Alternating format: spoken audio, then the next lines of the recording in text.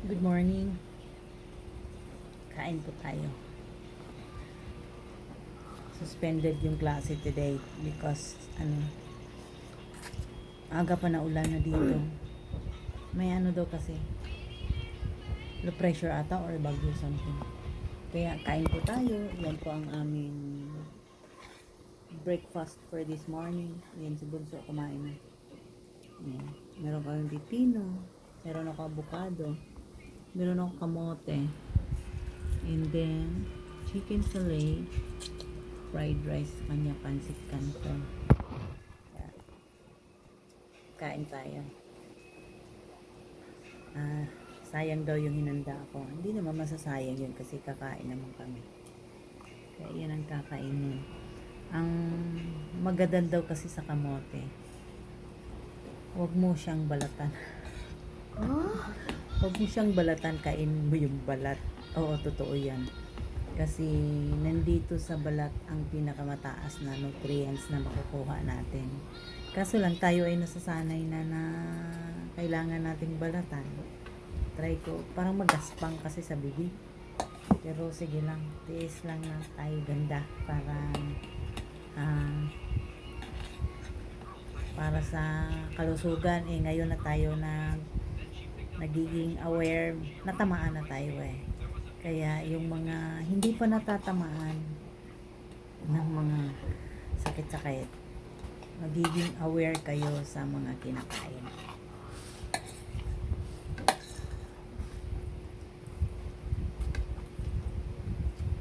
Although matamis siya ng kamote, pero hindi lang marami.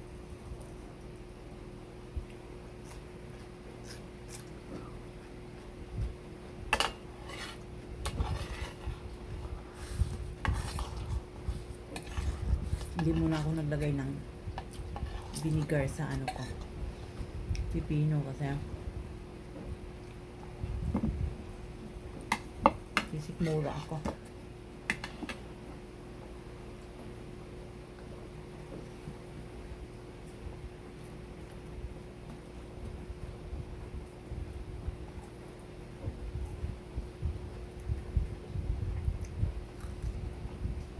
Maliit kasi yung nabili kong chicken fillet.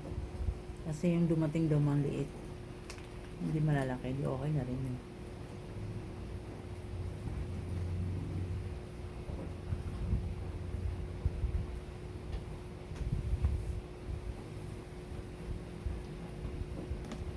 Sarap ito, log.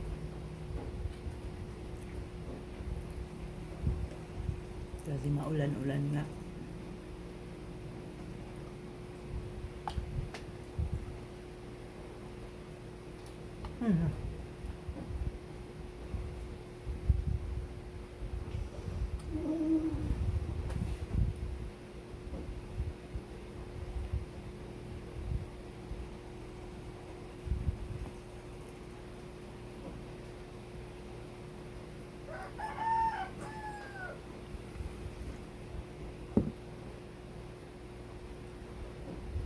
Naubusan na ako ng black garlic coffee.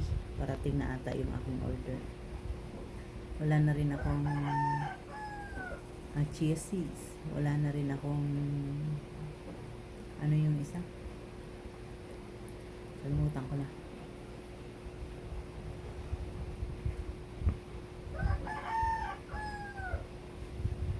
Yun lang kasi ang barley pa.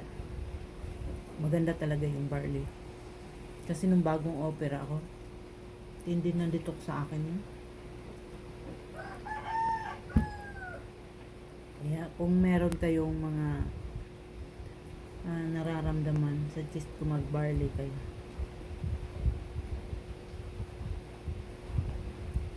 Mahirap kasi yung umasa tayo sa mga synthetic medicine. Kung hanggat maaari, lang, control lang sa kain. Minsan kasi hindi mo maiwasan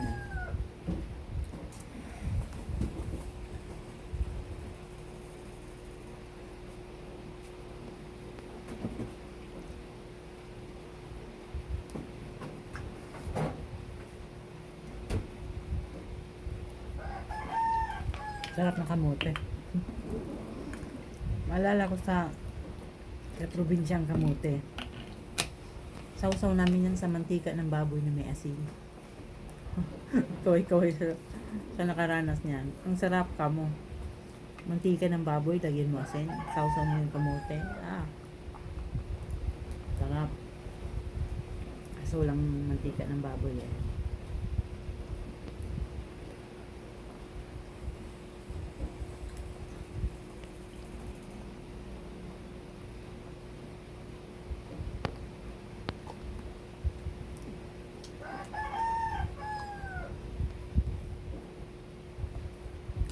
Baboy pili. Meron mang ganun, baboy pili tawag doon. Pig fillet. Pork. Pork fillet. Medyo matigas-tigas na yun.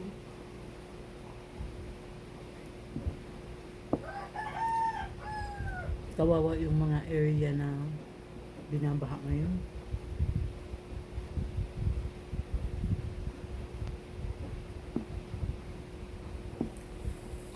Kaya dapat sa mga bahaing lugar, no, kailangan yung bahay matataas yung ano.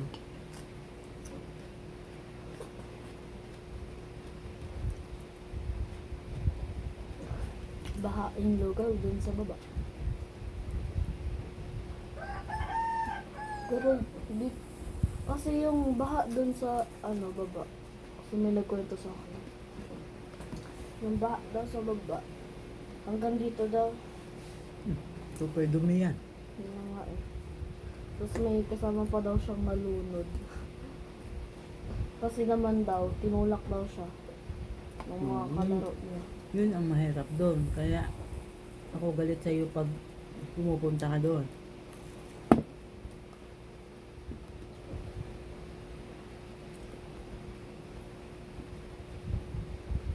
Dami ko talagang bukid.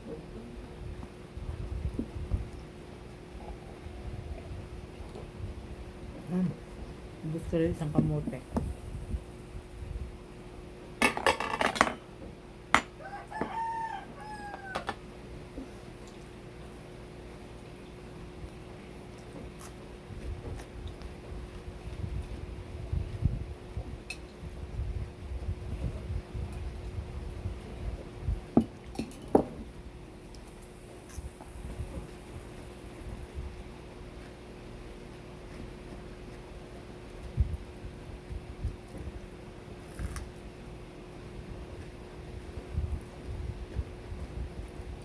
Hindi na kami nakaluto ng pata humba. Wala na dito kumakain ng paborito ng pata eh.